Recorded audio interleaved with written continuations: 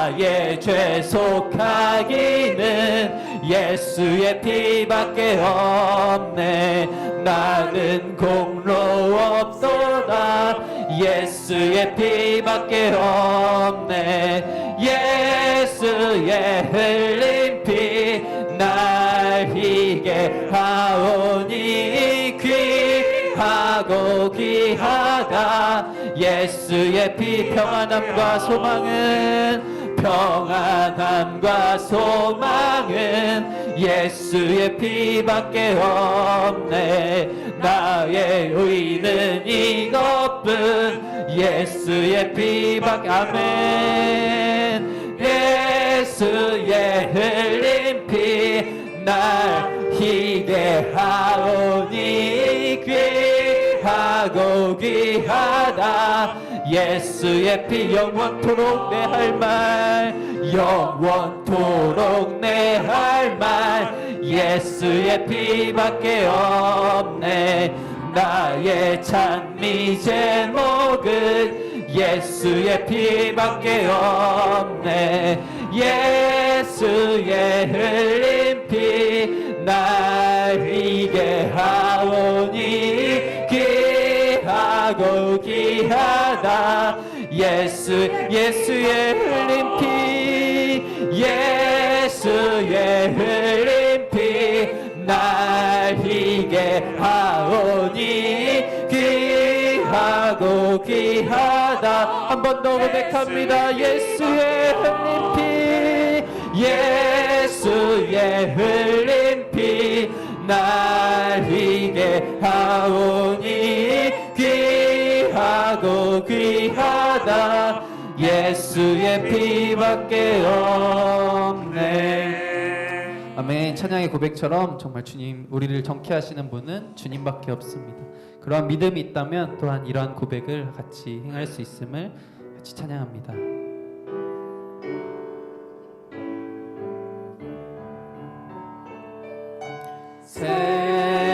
세상에 헛된 신을 버리고 하나님 이름 높여 기리세. 온 천하 백성 모두 나와서 다 같이 하나님만 섬기세.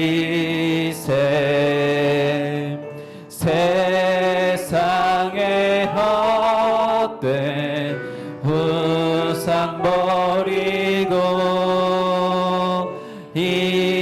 인간의 모든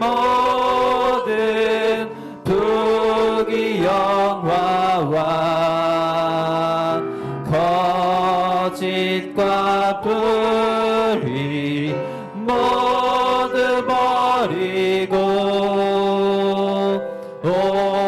온전히 하나님만 섬기세. 주님 백성 서로 헤아려 시기와 미움 아주 버리고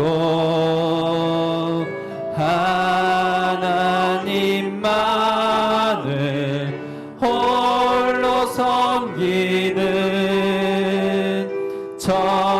천국을 어서 이뤄.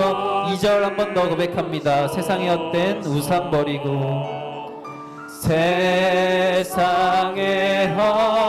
헛된 우상 버리고 인간의 모든 부귀영화와 인간의 모든 부귀영화와 거짓과 불의 모두 버리고 온전히 하나님만 섬기세. 시간 함께 기도하며 나아가기 소망합니다. 찬양의 고백처럼 그 변찮는 주님의 놀라우신 사랑으로 말미암아 우리가 이 자리에 있습니다. 하나님, 우리 세상의 헛된 우상 버리고 인간의 어떤 우리의 모든 것들을 주님 앞에 다 내려놓고 온전히 하나님만 예배할 수 있는 이 시간 되게 하여 주시옵소서. 예배하는 이 시간 예배하는데 온전히 주님만을 바라보며 온전히 주님만을 높이며 나아가는 시간 되게 하여 주시옵소서. 주실 말씀과 은혜를 위하여 주여 한번 부르짖고 기도하며 나아갑니다. 주여,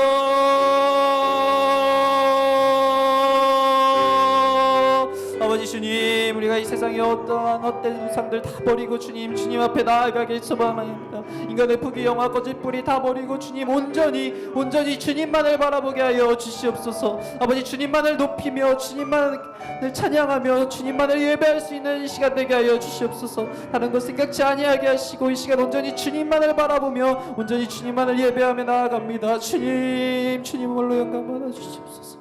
주여,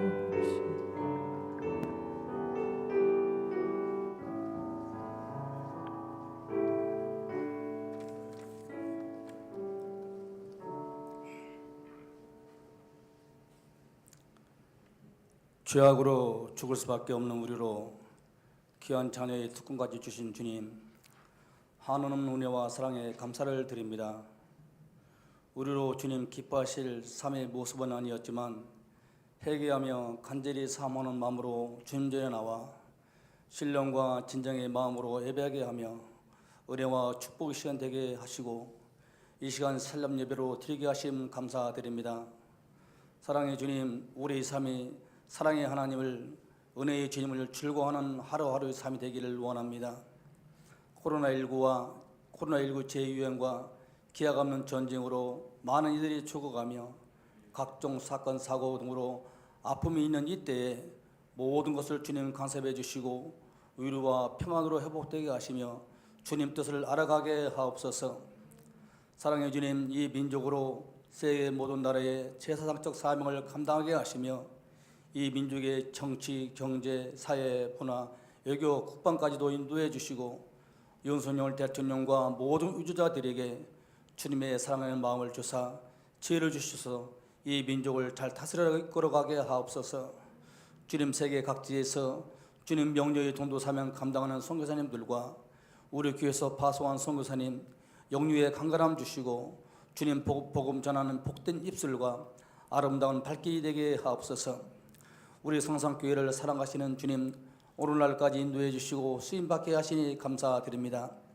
이전이 주님이 기뻐할 전이 되고 주님이 향내나는 전이 되게 하시며 복음의 위로로 소리내어 웃자라는 표로 나가는 우리 성산교회가 온 성도가 하나 되어 복음의 영혼을 거는 교회, 뱀의 생명을 거는 교회, 서로에게 삶을 거는 교회가 되게 하옵소서. 당해부터 영화부까지 주님 사랑으로 함께해 주시고 교육부를 기억하사 이 자녀들이 장차 사랑의 주님과 이 민족의 귀한 일꾼 되게 하시며 쓰임받게 하옵소서. 마음으로 사랑으로 시간을 드리는 가장 귀한 직분의 교사들과 보이지 않는 곳에서 헌신하고 수고하는 이들을 기억하사 일평생의 모든 것에서 주님으로 부족함이 없는 강복의 삶으로 함께하여 주옵소서. 지금은 너무 악한 세대로 모든 것에서 본이 되었던 교회도 본을 보이지 못합니다. 많은 이가 삶에 주어진 일터에서 어렵고 힘들고 버거운 삶을 가면서도 주님 함께 하시는 바라며 주님 앞에 나옵니다. 보이지 않는 이들이 많습니다. 우리는 개인의 본인만의 신앙으로 믿음을 풀어줬다 생각하고 하나 되어 함께하는 모습과 사랑함이 없어져 갑니다. 우리는 서로가 웃음으로 지낸다 하지만 진정 눈물로 함께하려는 자는 없습니다. 우리 모두가 나약함과 연약한 자로 우리 주님 도우심과 사랑이 필요한 자일 뿐입니다. 부족함이 있어서 아픔이 아니요 서로 사랑함과 함께함이 없고 나름이 없음이 아픔입니다. 사랑의 주님, 이때에 우리로 주님이 우리에게 주신 사명으로 이 세대에 주님을 사랑을 나누고 사랑을 심는 자가 되게 하옵소서. 세월이 지나며 시간도 빨리 가며 우리 삶의 여정 길도 멀 길만이 아닌데 주님 부르시는 그날까지 주님의 시간을 드리고 주님 뜻에 합한 멋진 모습으로 성숙되어 가며 주님 앞에 서는 날 부끄럽지 않게 하옵소서. 지금까지 우리 사업을 도우시고 인도해 주신 주님, 올 한 해도 주님으로 쓰임받고 상받는 한 해가 되게 하옵소서. 주님 원하오니 우리 성산재단으로 주님 필요하는 귀한 사명 넉넉히 감당하는 교회 되게 하시며 우리 성산재단에 속한 모든 가정들의 간절히 사모하며 간구하며 눈물로 기도하는 기도를 들으시고 가정의 평안과 의로와 기쁨으로 강복하여 주옵소서. 세워주신 담임 목사님과 부교육자님 성령 충만케 하시며 사랑하는 양들을 쉴만한 물가로 푸른 초장으로 인도하며 부족함이 없게 하시고 주님의 사랑으로 손 내밀며 품으며 사랑으로 협력하여 성산재단을 세워가게 하옵소서. 우리 성산의 모든 자들은 서로 사랑하며 의하며 협력하고 존귀히 여기며 주님 품으로 달나가기를 원합니다. 이 시간 전조금 목사님을 통해 귀한 말씀 듣겠습니다. 마음을 열어놓고 주시는 말씀을 통하여 우리의 모든 것에서 감사와 평화를 얻으며 은혜가 넘치는 시간이 되게 하옵소서. 이 모든 말씀을 우리를 저에서 구원하사 자녀 삼아 주신 예수님 이름 받들어 감사하며 간구기도 드립니다. 아멘.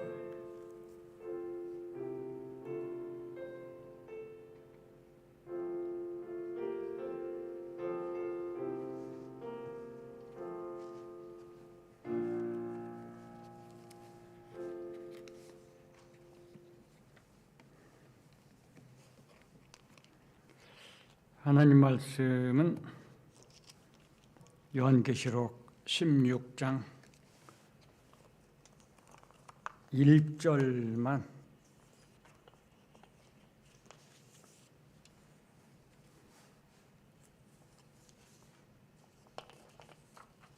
우리 함께 한 목소리로 봉독하시겠습니다. 1절만. 또 내가 들으니 성전에서 큰 음성이 나서 7 천사에게 말하되 너희는 가서 하나님의 진노의 7 대접을 땅에 쏟으라 하더라. 아멘. 2022년에 뵙고 2023년에 처음 뵙는 것 같죠? 2년 만에 뵈니까 너무 오랜 시간이 지난 것 같아서 반갑기도 하고요. 그동안에 이렇게 다들 건강하신 것 같아서요. 참 보기가 좋습니다. 오늘 다 읽어야 되는데 여기 이제 설명하면 도표 하나씩 지금 받으셨죠? 그 도표를 볼 것이니까 그게 다 읽는 거나 마찬가지거든요. 그래서 한 절만 간단하게 읽었습니다. 오늘 말씀드릴 그 초점은 본문의 내용을 구체적으로 해석하고 설명하는 것이 아니고 이 구조를 살펴보는 거예요. 예전에 그렇게 말씀드렸죠.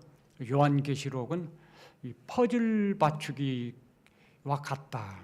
이 퍼즐을 잘 맞춰야지 요한계시록이 정말 막힘없이 잘 이해가 되고 설명이 된다 그랬었거든요. 그 퍼즐 맞추는 게 이제 구조를 이해하는 것입니다. 그래서 특별히 요한계시록은 구조를 이해하는 것이 정말 중요해요. 그러질 못하면은 이 설명이 엉뚱한 방향으로 갈 수도 있고 그렇게 엉뚱한 방향으로 가는데도 그것이 엉뚱하다는 것을 깨닫지를 못하는 거죠. 그래서 구조를 알면 조금만 빗나가도 이거 아닌데 하고 이렇게 이해가 되거든요. 그래서 오늘은 이 구조에 대한 거 그리고 흐름에 대한 거를 먼저 말씀을 드리려고 합니다. 먼저 말씀드리고 싶은 것은 우리 계시록의 말씀과 말씀에 인 있고 나팔이 있고 대접이 있거든요. 근데 그 인도 7인, 나팔도 7 나팔, 대접도 7 나팔 그래요. 그러니까 얼른 그런 걸 생각해 보면 이 세 가지가 서로 뭔가 통하는 것이 있다. 뭐 이것은 누구라도 생각할 수 있을 것 같아요. 뭔가 통하는 것이 있겠다. 이게 사실 어떤 한 가지 것을 이렇게 각각의 그 방면에서 약간씩 서로 다른 방면에서 보여주고 설명하고 있다. 이렇게도 이해할 수 있을 것 같아요. 예전에 그걸 말씀을 드렸었어요. 인과 나팔과 대접은 서로 관련이 있으나 초점이 차이가 있다. 인의 초점은 세상이 어떤 곳이며 이 세상을 통과하는 성도들은 어떤 사람이냐. 이런 그 전반적인 사회 세상을 보여주는 것이 인의 초점이고요. 그래서 그 인에서는 우리 성 그리스도인들은 그리스도의 군사로서 영적 전쟁을 하는 사람들이고, 그리스도인들이 통과해야 될 세상은 죄로 가득 찬 곳이다 라고 하는 걸 보여주고 있죠. 나팔은 재앙들의 이야기예요. 재앙들은 바로 심판이라고도 할 수 있는 거죠. 근데 이 재앙들이 하나, 둘, 셋, 넷 이렇게 6가지 가는 거죠. 이것은 하나님께서 이 재앙들을 통해서 악한 세상을 향해서 심판이 있다는 사실을 깨닫게 해주시고자 하는 거죠. 그러니까 재앙들이 이 점진적이에요. 재앙들은. 그리고 점점 증대해 나가는 것이고, 또 방향이 있는 것이고, 한 번에 다 이렇게 그냥 재앙으로 내려서 치지 않으시고, 마치 그 구약에 보면 신명기 28장 같이 복에 대한 말씀이 있고 벌에 대한 말씀이 있는데, 그 징벌에 대한 말씀들은 처음에는 약한 것부터 시작을 해요. 그러면서 점점 말을 안 듣고 계속 죄를 지으면 그 징벌이 점점 강화되죠. 그리고 나중에는 멸망으로 가는 거예요, 이스라엘에. 마찬가지로 이 나팔도 그런 식으로 설명이 돼 있어요. 그래서 재앙들이 점점 이렇게 진행하고 발전하는 거죠. 왜 그러느냐? 재앙들의 초점은 하나님께서 이 세상의 모든 사람들에게 심판이 있다 깨달으라는 거죠. 그리고 잘못된 것, 죄악된 곳에서 돌아서라, 회개하라고 하는 하나님의 경고의 종소리가 초점입니다. 경고의 종성, 경종이에요, 나팔들은. 그럼 대접은 뭐죠? 경종의 시간이 끝났어요. 그러면 경종의 시간이 끝나면 오는 게 뭐예요? 경고가 아니라 징벌이 오는 거죠. 그래서 대접은 징벌에 대한 말씀입니다. 그것을 이제 나팔에서는 3번째 화로 설명을 하고 있고요. 그리고 7번째 나팔이 7 대접입니다. 이게 징벌, 마지막 재앙이다. 그래서 성경에서는 이것으로 하나님의 진노가 마치리로다, 이렇게 설명이 되죠. 이렇게 인과 나팔과 재앙은 연관이 있는데, 그런데 초점이 차이가 있다라고 설명할 수가 있겠습니다.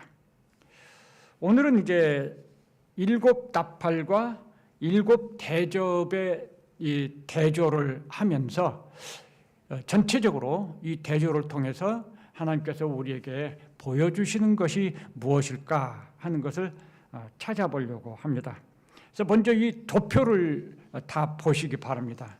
여기에 이렇게 할 수 있으면 좋은데 제가 좀 서툴러가지고 지난번에 한 번 했다가 조금 실패한 느낌이 있어요. 그래서 이렇게 프린트해서 나눠드리거든요. 7 나팔과 7 대접의 대조가 있죠. 왼쪽은 7 나팔이 1, 2, 3, 4, 5, 6, 7 있고요.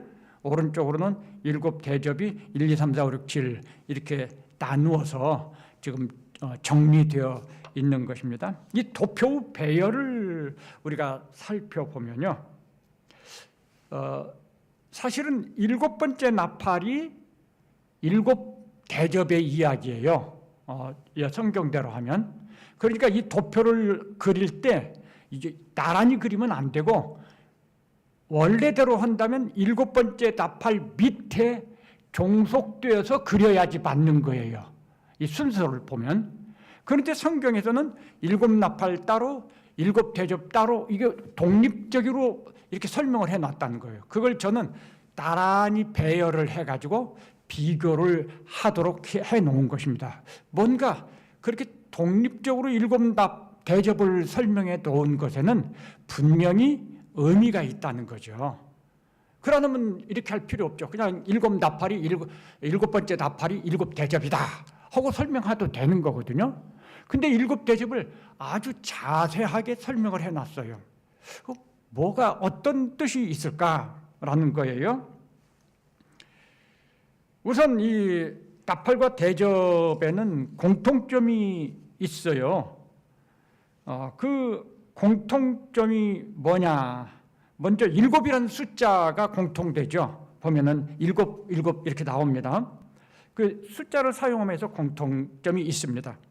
이 7이라는 숫자를 통해서 우리에게 알려주려고 하는 것이 뭘까? 그것은 나팔과 대접의 상관성에 대해서 우리한테 말씀해주고 있는 게 아닌가 싶어요. 나팔은 아까도 잠깐 말씀드린 것처럼 나팔 하나 불면 재앙이 하나 나오잖아요. 근데 그 재앙은 하나님의 심판이란 말이에요. 그리고 두 번째 나팔을 불면 또 재앙이 다른 것이 나오죠. 이거 하나님의 심판이에요.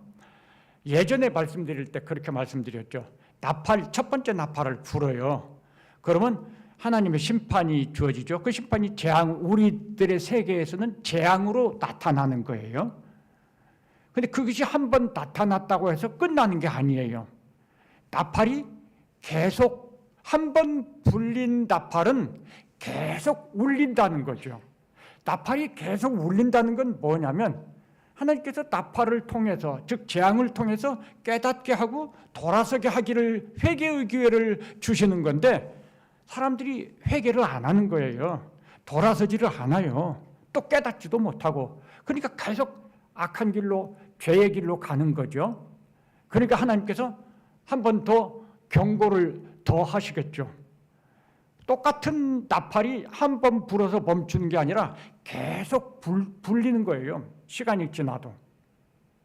그래서 점점 이 첫 번째 나팔의 그 울림소리가 점점 강해져요. 강해진다는 것은 하나님께서 내리는 재앙이 그만큼 강해지는 거죠. 똑같은 재앙인데 강해진다는 거예요. 그러다가 마침내 그 나팔이 최종 시간까지 가요. 즉, 이 죄악이 가득 찬 그런 때가 되는 거죠. 그러면 나팔이 끝나고 대접이 부어지는 거예요. 말하자면 이 경고는 끝나는 거죠. 경고 여러 번 했어요. 말 안 들으면 매 맞아. 이렇게 경고하잖아요. 그런데 경고의 시간이 끝나면 징벌이 매가 오는 거하고 똑같아요. 그 징벌이 대접이다. 그래서 근데 그게 7으로 설명된 것은 모든 나팔들이 그런 과정을 거쳐서 대접으로 향해서 간다는 거예요. 계속해서. 마지막 재앙, 이 마지막 재앙은 그런 면에서 가장 강하고 크고 우리가 상상할 수 없는 그런 재앙, 최종 심판이 그런 모습이다. 성경대로 하면 우리가 살고 있는 이 지구가 완전히 변혁이 일어나는 것입니다. 뒤집어지고 뭐 그런 표현들이 나오거든요. 체질이 깨지고 이게 완전히 변혁이 일어나요. 그거를 저는 정화의 시간이다. 하나님께서 창조하신 이 세상 만물을 정화시키는 거죠. 완전히. 그게 이제 마지막 징벌, 그 대접의 상황에서 설명할 수 있는 거죠. 그래서 이 7이라는 숫자가 우리한테 가르치는 나팔과 대접이 이렇게 연관이 있다는 거예요. 전혀 별개가 아니다. 그런 말이죠. 그 다음에 나팔과 대접은 연속성이 있는 거죠. 연속된 하나다. 이런 거예요. 그래서 나팔의 끝이 대접입니다. 7번째 나팔이 구체적으로 7 대접이잖아요. 그래서 하나, 둘, 셋, 넷, 다섯, 여섯, 7. 그 7이 7 대접인 거예요. 7 나팔이 바로 이렇게 연속된 하나다라고 하는 거 여기에서 보여주는 것이죠. 그래서 나팔을 통해서는 계속해서 경고를 하시고 그 경고의 끝에 아까 말씀드린 것처럼 말 안 듣고 회개하지 않으면 매 맞아 죽어. 그 결과 징벌이 오는 것, 이게 대접과 나팔의 관계라고 할 수 있겠습니다. 이게 반드시 이 세상의 현실에서는 경고가 끝나는 시간이 있고 그 경고가 끝나는 시간에 징벌이 주어지는 시간이 있게 되는 것입니다. 이건 없을 수도 있다 그런 거 아니에요. 반드시 징벌의 시간이 오도록 돼 있어요. 그러니까 징벌의 시간이 반드시 온다는 것은 이 세상이 반드시 그 방향으로 간다는 것도 되는 거예요. 우리가 노력해야죠. 기도해야죠. 그런데 우리의 그 노력과 기도는 하나님의 이 뜻을 바꾸는 게 아니에요. 바꿀 수 있는 것도 아니고 그런 목적으로 기도하고 노력해서도 안 되는 거예요. 우리는 이 세상 속에서 소금과 빛이기 때문에 너희는 세상의 소금과 빛이잖아요. 그러니까 우리가 삶을 그렇게 사는 것이에요. 그리고 아직도 이 세상에 하나님의 양들이 있다고 한데 우리 모르니까 그런 하나님의 양들을 끝까지 다 찾아내기 위해서 우리가 기도하고 노력하고 정말 소금이 되고 빛이 되고 사는 거죠.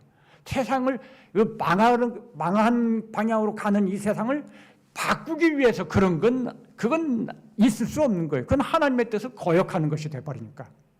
반드시 세상은 그렇게 가고 징벌의 시간이 온다는 거예요. 그래야 그것이 인정이 돼야만 우리들의 마음속에서 그 시간을 준비하기 시작하는 거죠. 그걸 인정을 안 하면 준비 안 해요. 우리가 기도하고 노력해서 세상을 바꿀 수 있다. 그러면 그 천국을 준비하지 않겠죠. 기다리지 않을 것이죠. 우리 이 세상이 좀 더 잘 되기를 원하겠죠. 우리 믿음의 성격은 그 바꾸기 위해서 그렇게 하는 게 아니에요. 성경은 그렇게 가도록 돼 있어요. 자, 나팔과 대접은 우리한테 그런 연속된 하나라고 하는 걸 보여주면서 이 방향에 대해서 우리한테 가르쳐주고 있는 거예요. 7이라는 수는 완전수라고 그러죠. 그래서 이 7번째가 행해질 때 이것으로 바치리로다라고 설명을 하는 거예요. 이게 완전수라고 하는 게 뭘까요? 대접은요, 나팔에서의 재앙도 하나님의 심판의 성격을 가진 거예요. 그러나 그 목적은 징벌의 목적이 아니라 회개의 목적이 더 있는 거죠. 회개의 기회를 주는 거예요. 그런데 대접은 징벌이거든요. 여기에서는 회개의 기회를 주는 게 아니에요. 이 징벌은 7으로 표현된 것은 나팔에서 하나, 둘, 셋, 넷, 다섯에서 7으로 된 이것이 총합해서 하나님의 진노의 징벌이 전체적이고 총체적이고 완전한 징벌이다. 그래서 이것으로 바치는 거예요. 라고 하는 것을 이제 우리한테 알려주는 것입니다. 그러니까 이 세상 모든 만물이 다 뒤집어지는 거죠. 어느 것 하나도 빠지지 않고 사람들도 다 징벌을 받는 것이고요. 물론 여기서 말씀드린 사람들은 성도들을 말하는 건 아닙니다. 자, 그러면 지금 이제 공통점을 말씀을 드렸는데 그럼에도 불구하고 이것을 이렇게 구분해서 7가지로 자세하게 설명해 놓은 것은 여기에 또 분명한 차이점들이 있어요. 그 차이점들을 우리한테 가르쳐 주기를 원하시는 것 같아요. 그래서 그 이제 나팔과 대접의 차이점이 뭐냐? 그거를 좀 보겠습니다. 첫째로는요, 초점의 차이입니다. 나팔이나 대접 둘 다 모두 사람이 중심이에요. 사람에게 초점이 있어요. 그런데 나팔에서는요, 사람에게 직접적인 그 하나님의 심판이 가해지는 게, 재앙이 가해지는 건 다섯 번째 나팔부터 나와요. 첫 번째부터 네 번째까지는 자연 만물에 대한 거죠. 땅, 바다, 강, 해, 자연 만물이에요. 그리고 사람은 다섯 번째부터 나와요. 화라고 불리워지는 이 다섯 번, 여섯 번째 이제 사람에게 대한 하나님의 그 재앙이 임하는 거거든요. 그래서 나팔에서는 첫 번째부터 네 번째까지는 사람에게 간접적이고 사람에게 직접적으로는 이제 다섯, 여섯 번째 가서 그 재앙, 하나님의 심판이 주어지는 거죠. 일부지만. 그런데 이 대접에서는 첫 번째부터 사람에게 초점이 맞춰져 있습니다. 그래서 첫 번째 대접을 보면 땅에 쏟아 부으니까 짐승의 표를 받은 사람들과 그 우상에게 경배하는 사람들에게 악하고 독한 종기가 나더라. 사람에게 첫 번째부터 초점이 있어요. 왜 그럴까요? 하나님에게는 사람이 중요하거든요. 사람이 초점이에요. 언제나. 그래서 사람을 위해서 이 세상 만물을 창조하셨거든요. 사람을 위해서. 그러니까 사람을 돌아오게 하기 위해서 이 경고의 과정들을 이렇게 약하게 해서 점점 사람에게 중심을 옮겨가는 거예요. 우리에게 막 직접적으로 마구 때리는 것보다는 이런 징계가 있어. 너 보고 깨달아라. 먼저 주변을 울리고 말 안 들으면 그때 가서 이놈 하고 우리한테 호통을 치고, 그래도 말 안 들으면 우리한테 직접 배를 때리고, 이렇게 과정이 있다는 거죠. 그런데 이런 과정이 아니라 징벌은 우리가 초점이잖아요. 사람이. 그러니까 사람에게 먼저 딱 때리는 거예요. 징벌은. 다른 것들은 부수적인 거죠. 그래서 대접과 이 나팔에서는 그 초점이 차이가 있다. 이런 차이의 이유는 아까도 말씀드린 것처럼 경종은 깨닫게 하고 회개하게 하기 위한 의도가 거기에는 있어요. 그러니까는 여러 번 기회를 주는 거죠. 점점 이렇게 시간을 끌어가면서, 그게 하나님의 오래 참으심과 연관이 되죠. 시간을 끌어가면서 기다리고, 그리고 기회를 주고, 그러죠. 그런데 이 모든 것이 끝났어요. 대접에서는 이제 징벌이잖아요. 하나님의 인내가 끝나고 기회의 문이 닫혔습니다. 아주 호된 징벌이 주어지는 거죠. 이게 초점의 차이라는 거죠. 그 다음 나팔과 대접은 의미의 차이가 있는 것 같아요. 예를 들어서 나팔에서 첫 번째 땅, 이 자연 만물이에요. 이 땅. 사람은 여기에서 표현되지 않아요. 왜냐하면 다섯 번째 나오니까.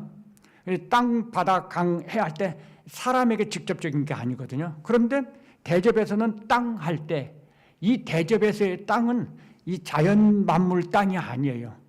땅에 사는 사람들. 초점이 차이가, 그 의미의 차이가, 그 우상에게 경배하는 사람들에게 악하고 독한 종기가 나더라. 땅에 사는 사람들을 의미하는 거예요. 물론 이 뒤에 이제 피조 세계가 다 포함되고 있죠. 그러면 여기서 보면 성도들은, 이 땅에 사는 사람들에는 성도들은 없느냐? 나팔에서는 성도들이 땅에 사는 사람들과 아직은 함께 존재하고 있어요. 나팔에서는 그래요. 그런데 대접에서는 성도들은 없어요. 왜냐하면 징벌의 시간은요, 주님이 재림하셔, 순서, 재림과 최종 심판은 동시사건입니다. 동시사건이에요. 그런데 재림이 안쪽 손바닥면이라고 하면 징벌은, 최종 심판은 손등이라고 할 수가 있어요. 언제나 이 이론적인 순서죠. 동시사건이지만 이론적으로 설명할 때는 반드시 순서가 있어요. 질서가. 그 순서는 재림이 먼저고 심판이 나중이에요. 왜 그럴까요? 심판이 먼저면 이 땅에 사는 사람들 중에 성도가 같이 심판 대상이 되는 거예요. 심판이 먼저면. 재림이 먼저여야지 성도들이 공중으로 재림하시는 주님의 부름을 받고 공중으로 올라가서 주님의 영접을 받아요. 그게 계시록 11장의 끝부분에 나오는 이야기잖아요. 재림이 먼저 설명이 되고 동시에 심판이 있어요. 그래서 항상 순서, 이론적 순서는 재림이 먼저 설명이 되는 거예요. 동시사건이지만 여기서 이 의미의 차이가 뭐냐면, 그 땅에 사는 사람들, 이거 여기에는 성도가 없다는 것. 즉 대접에는요, 전체적으로 대접의 이야기에서는 성도는 없다. 여기에는. 왜? 이때 이 대접 최종 심판에 하나님의 그 진노가 쏟아 부어질 때는 성도는 공중으로 들어 올려서 주님의 영접을 받고 주님과 함께 있다는 거예요. 그러니까 이 땅에 주님의 심판이 임하는 땅에는 성도는 없어요. 그래서 대접은 전체적으로 성도가 없어요. 땅에 사는 사람들에게 주어지는 것입니다. 굉장히 중요한 의미의 차이예요. 요거를 이해를 못하면 이제 저 뒤에 가서 아마겟돈이라는 표현이 나오는데 우리가 오해하고 있는 것이 아마겟돈 전쟁이라는 거예요. 아마겟돈 전쟁은 누구하고 누가 하는 거예요? 우리가 생각할 때 우리가 들은 풍설에 의하면 우리 성도들과 세상이 싸우는 게 아마겟돈 전쟁이라는 설명 아닙니까? 근데 이 대접, 아마겟돈이라는 표현은 대접에서 나오지 그 앞에서는 안 나와요. 아마겟돈 전쟁이라고 할 수 있는 표현이 없다 그 말이에요. 그럼에도 불구하고 아마겟돈 전쟁을 설명하는 분들의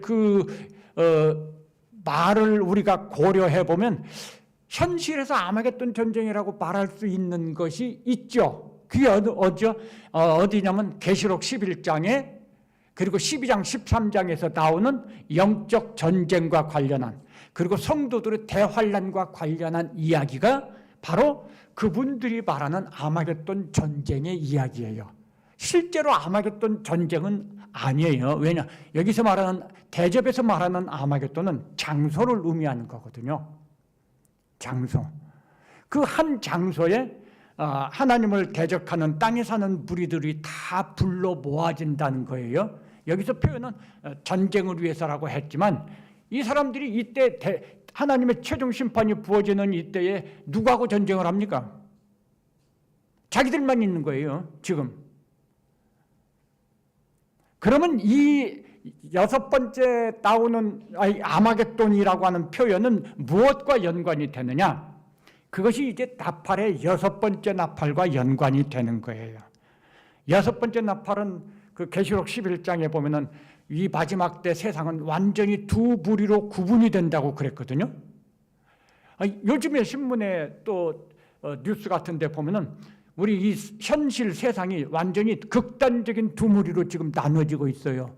물론 성경이 말하는 두 무리가 아니죠. 성경은 믿는 자와 믿지 않는 땅에 사는 자의 두 무리지만 지금 한간에서 들려오는 그 두 극단적인 무리는 좌냐 우냐 이런 정치적인 그런 거잖아요. 그것이 이건 아니죠. 그러나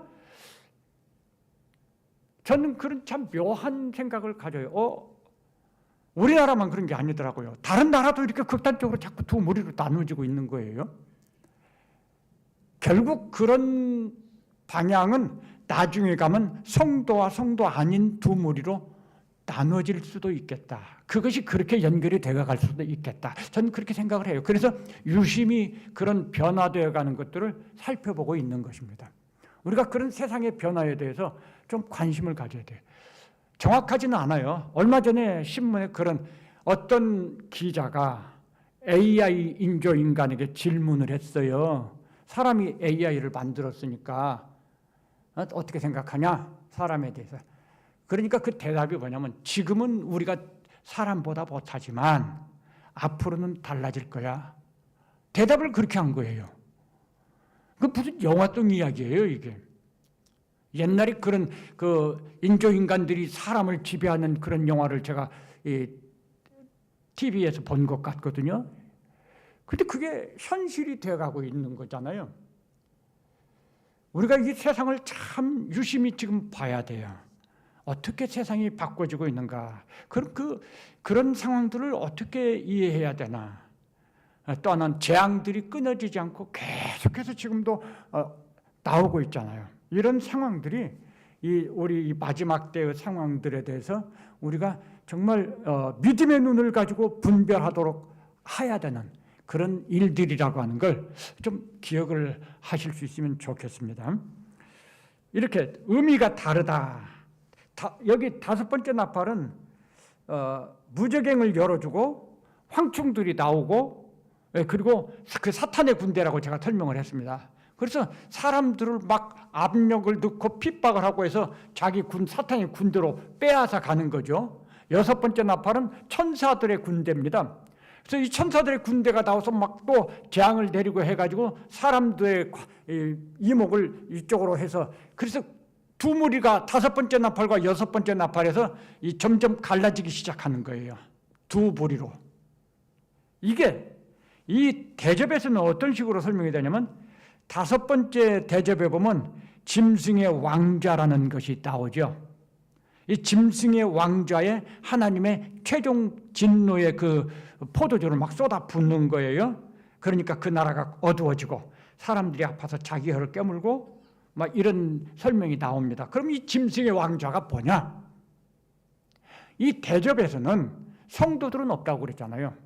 그러니까 대접에서 보여주는 이 세상은 어떤 세상일까요? 사탄의 왕국인 거예요. 대접에서 말하는 이 세상은 사탄의 나라가 되어 있어요. 모든 것이 사탄의 왕국이에요. 사탄의 부하들이 대통령이고 왕이고 그렇다는 거예요. 사탄의 부하들이 그 국민들이고요. 상황이 그런 상황이 되어 있는 거예요. 그래서 사탄의 왕국이라고 지금 짐승의 왕자라고 하는 거예요. 이게 5번째 나팔과 연결이 되어 있다고 저는 그렇게 봅니다. 그러면 사탄의 보좌가 있어요. 7번째 대접에 보면 공중에 이 하나님의 진노의 포도주를 쏟아붓는다는 말이 있거든요. 그럼 공중은 뭐냐? 그게 사탄의 보좌가 있는 데예요. 공중은 우리들은 흔히 하늘과 공중을 구분을 안 해요. 하나님이 계신 것도 하늘이라고 하고, 그래서 이 공중도 하늘이라고 하고, 어떤 사람들은 그러니까 하나님이 계신 곳을 하나님을 하늘님 그러자고 하잖아요. 왜? 하늘에 있으니까. 전혀 틀린 말, 그거 올바른 표현이 아닌 거예요. 그런데 그 사탄이 보좌가 숨겨져 있는 공중, 이 세상 사람들은 사탄이 공중에서 보좌를 가지고 있고 숨은 거기서 모든 걸 다 뒤에서 조종하고 다스리니까 마치 하늘에서 다스리는 것 같아요. 하나님을 속여서 사람들을 속여가지고 하늘에서부터 그런 것이 오는 것 같이 느낄 수밖에 없어요. 우리는 몰라요. 하나님은 아시죠. 그래서 최종적으로 공중의 사탄의 보좌에 진노가 주어지죠. 차이가 있다는 거죠. 7번째 대접의 공중과 5번째 대접의 짐승의 왕자는 의미상 조금 그렇게 다르게 볼 수 있겠다. 저는 그렇게 생각을 합니다. 중요한 것은 이런 설명들이 가능한 것은 대접의 때에는 이 세상의 땅에는 성도들은 없다. 이게 이해가 되면 이 대접의 상황이 소화가 돼요. 그렇지. 성도들은 없으니까 이게 다 세상 나라, 사탄의 나라인 거예요. 대접의 이야기 때는. 그 다음에 규모 또는 범위의 차이가 있습니다. 나팔에서는 표현이 3분의 1이라는 표현이 반복해서 나오죠. 왜냐? 그게 징계죠. 회개하기 위한 기회를 주는 거죠. 그래서 3분의 1 모델들이 있어요. 그런데 이 대접에서는 전부예요. 예를 들어 바다 하면은 바다가 곧 죽은 자의 피같이 되매 바다 가운데 모든 생물이 죽었다. 땅에서는 우상에 경배하는 사람들에게 다 전부죠. 악하고 독한 종기가 나더라. 여기 대접에서는 전부예요. 의미가. 나팔은 일부다. 징벌이니까 그게 차이가 있죠. 그리고 반응의 차이가 있어요. 반응의 차이. 나팔에서도 보면은 사람들이 회개하지 않는다. 그리고 하나님을 비방한다. 이런 표현이 나와요. 근데 대접에서도 그런 표현들이 있어요. 그럼 이게 똑같은 표현이냐? 아니겠죠. 똑같이 반응하는 것 같지만 다르다는 거예요. 이 나팔에서는 하나님께서 회개의 기회를 주시는 거잖아요. 그런데 비방을 하고 대적하고 하는 것은 하나님이 주시는 기회를 거절한다는 겁니다. 그 기회를 받아들이지 않는다는 거예요. 나팔의 이야기에서는. 여기서는 이 나팔에서는 하나님의 오래 참으시는 인자와 긍휼이 돋보입니다. 진노의 심판을 받는 것은 왜 그러느냐? 그렇게 하나님의 인자와 긍휼로 오래 참으시면서 기회를 거듭거듭 줌에도 불구하고 사람들이 거절해요. 오히려 대적합니다. 기회가 주어지지 않아서가 아닙니다. 그들이 거절하기 때문에 그러는 거죠. 그래서 그들은 변명할 수가 없어요. 핑계할 수가 없어요. 심판을 받는 것은 그들 자신의 책임 때문이라는 거죠. 그러면 대접에서 똑같은 반응을 하는, 회개하지 않고 하나님을 비방하고 영화롭게 하지 않더라, 그런 표현이 나오거든요. 그건 어떤 의미를 가진 거죠? 영원한 징벌을 받는 사람들, 대접은 영원한 고통인데요, 이 지옥으로, 흔히 말하는 지옥에 들어가는 영원한 고통을 당하는 이 사람들의 모습, 그 사람들이 어떤 존재들이냐, 그런 존재들이다 라고 하는 걸 보여주는 거죠. 그들은 사탄의 무리인 거예요. 거기에 하나님의 양들은 하나도 없어요. 성도들은 전혀 없어요. 그럼 그게 뭘 나타내죠? 그들은 마땅히 하나님의 심판을 받아야 당연한 존재들이라는 것을 나타내. 그래서 하나님의 심판은 공의롭다, 정의롭다는 거죠. 아이, 저기 내가 알고 있는 저 어떤 사람 그렇지 않을 수도 있는데, 그런 거 없어요. 하나님은 공의롭고 정의롭게 심판하시는 거죠. 그거를 나타내 보여주는 것이 그 사람들의 모습이 그걸 알려주는 거죠. 그래서 나팔과 대접에서 똑같은 표현인 것 같은데 의미가 다른 것이죠. 반응의 차이가 있다. 하나님의 공정성, 하나님의 오래 참으심, 인자와 긍휼, 이렇게 다르게 나오는 거죠. 사실 이 심판이라고 하는 건 한편으로 보면 심판이라는 어감이 그렇게 썩 긍정적인 어감이 아니에요. 그럼에도 불구하고 그걸 뒤집어서 보면은 우리 성도들의 입장에서는 엄청난 하나님의 은혜인 거예요. 사실 우리는 그 하나님의 은혜 쪽으로 이걸 바라봐야 돼요.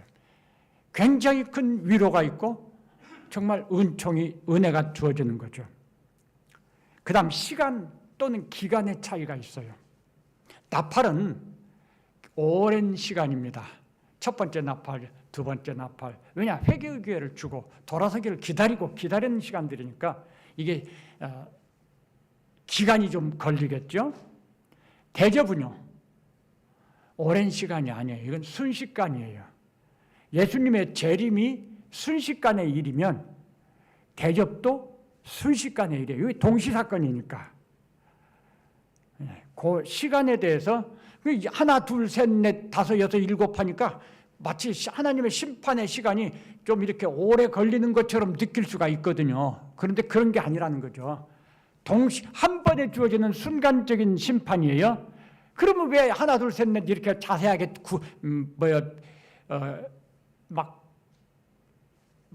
말씀을 많이 해놨느냐? 아까 처음에 말씀드린 것처럼 나팔을 통합을 해가지고 전체적이고 총체적이고 완전한 하나님의 징벌, 심판, 그거를 우리한테 알려주기 위해서 자세하게 구분해서 하나도 빠지지 않아요. 빠지는 곳이 없어요. 전부가 다 하나님의 진노의 심판을 받게 된다는 거죠. 순간적으로 이루어지는 것입니다. 그게 좀 어려울까요? 하나님께서 세상 만물을 6일간에 창조하셨습니다. 6일 동안에 이 세상 만물을 창조하신 하나님께서 이 세상 만물을 순식간에 멸하실 수 없을까요? 있어요. 순식간에 멸하심으로, 그러면 예수님의 재림하시는 예수님의 영접을 받아서 공중에서 주님과 함께 머물러 있던 우리 성도들이 공중에서 흔히 말하는 어떤 말씀처럼 1000년 동안을 공중에서 산다고 가정을 해보세요. 그거 뭐 합니까? 공중에서 상상을 해보십시오. 공중에서 어떻게 지내는 거죠? 막연하죠? 막연해요. 공중에서 우리가 어떻게 살까? 순식간에 이 모든 세상이 변혁이 일어나고, 그래서 원래 하나님께서 이 세상 만물을 처음 창조하실 때의 모습으로 재창조가 일어나지고, 그리고 그래서 그 우리 성도들이 주님과 함께 이 지상에 내려와서 하나님의 나라를 살게 되는 거예요. 그 일을 오랜 기간에 걸쳐서 한다면 이거 우리가 어떻게 견딥니까? 견디기 어렵죠. 한 순식간의 일입니다. 저는 그렇게 믿어요. 6일간의 세상을 창조하신 하나님께서 얼마든지 그렇게 하실 수 있는 분이시죠. 결론을 정리하면요. 예전에 제가 그런 말씀 드렸어요. 이 일상화, 보편화, 대형화, 충만화. 이게 참 중요한 거예요. 나팔에서 대접으로 이렇게 가는 것을 설명하는 것입니다. 나팔에 이 세상에 죄악이 나오잖아요. 그러면 일상화는 뭐냐? 매일의 사건이 되는 거예요. 그 죄악이. 우리는 일상화의 세상을 살고 있습니다. 매일매일 죄악의 이야기들을 들어요. 정말 그거 안 들으면 좋을 것 같아요. 안 듣고 싶어요. 전 요즘 보청기를 끼워서 보청기를 끼면 잘 들리거든요. 제가 보청기를 끼고 나서 정말 후회하는 것이 뭐냐. 듣고 싶지 않은 소리들이 너무 잘 들리는 거 있죠. 대중교통을 타고 오면 저 끝에서 하는 소리도 막 들릴 때가 있어요. 근데 그런 소리들이 듣고 싶지 않은 소리들이 있어요. 보청기 안 꼈을 때는 소리가 안 돼. 저는 오래전부터 귀가 안 좋아서요. 잘 못 들어요. 듣는 것이 아주 안 좋습니다. 근데 그때는 안 들려서 불편했는데 지금은 잘 들려서 불편해요. 안 듣고 싶은 소리들이 너무 많아요. 우리 세상이 그렇더라고요. 세상은. 일상화의 이야기. 매일같이 그걸 보고 듣고 이게 정말 그러니까 마음이 편할 날이 없어요. 일상화가 되어 있습니다. 보편화는 그럼 뭘까요? 보편화는 옛날에는 죄를 짓는다 그러면요. 대개 젊은 또 중장년 요 정도죠. 노인들이 그렇게 안 해요. 또 어린아이들이 그렇게 안 하고 또 아기 가진 엄마들이 그런 일 안 해요. 근데 요즘은 노인들도 아이들도 아기 가진 엄마들이 자기 아기를 해치고 남녀노소가 전부 죄에 물들어 있어요. 이게 보편화입니다. 옛날엔 이러지 않았어요. 근데 시간이 가면서 이 근대로 지금 오면서 모든 사람들이 거기에 다 빠져서 사는 거예요. 그렇지 않은 사람이 거의 없어요. 정말 그런 속에서 우리가 믿음으로 산다? 그래서 싸운 영적 전쟁인 거예요. 쉽지 않은 거거든요. 그러니까 나 예수 믿었어. 이거 가지고 우리가 이길 수가 없다는 거죠. 예수님을 따르지 아니하고는 이길 수 없어요. 예수님을 열심히 가까이 따라가야만 그것들로부터 예수님이 우리를 지켜주시는 거죠. 예수님께서 멀리 떨어져 버리면 안 된다는 거죠. 제자가 된다는 건 뭐냐면 예수님 가까이 따라가는 거예요. 그게 보편화입니다. 지금 보편화가 벌써 이루어졌죠. 그리고 대형화는 그럼 뭘까요? 대형화는 사건이 커진다는 거죠. 옛날에는 어쩌다가 사람 하나씩 죽어요. 그래도 막 그게 큰 사건이었거든요. 근데 요즘은 사람 죽었다면 비행기가 떨어져서 죽고 배가 파손돼서 죽고 한 번에 그냥 최근에 할로윈 사건인가? 200명 가까이 막 죽잖아요. 한 번에. 이게 대형화라는 겁니다. 요즘 사건이 대형화가 돼 있어요. 그런 대형화된 사건들이 빈번해졌잖아요. 빈번해진 게 뭐죠? 일상화와 보편화입니다. 그러면 이 일상화, 보편화, 대형화가 사실 충만해졌다는 것을 의미합니다. 충만해졌어요, 이미. 그런데 충만화는 뭐냐면 이 일상화, 보편화, 대형화가 총체적으로 하나가 돼서 가득 차버렸어요. 그러면 이 세상이 어떤 모습이겠습니까? 노아의 시대같이 된 거예요. 예수님 말씀하셨죠? 마지막 때는 노아의 시대같이 된다. 그러면 그때가 하나님의 최종 심판의 시간이라는 걸 생각하라는 거죠. 지금 그런 것들이 무르익어 가고 있다는 거죠. 무르익어 가고 있어요. 충만화의 시간이 눈앞에 가까이 오고 있다는 거예요. 저는 그렇게 생각을 합니다. 우리가 살고 있는 이 시간이 하나님의 시간표의 과정 속에서 어디쯤 왔는가를 믿음의 눈으로 보면서 세상의 흐름과 방향을 보면서 그 속에서 내가 어떤 믿음을 가지고 어떤 방향을 바라보고 살아야 되느냐를 생각하면 우린 믿음으로 제자로서 잘 승리의 길을 달려갈 수가 있게 되는 거죠. 오늘 대접과 나팔의 대조를 통해서 이렇게 말씀을 드렸습니다. 기도하시겠습니다.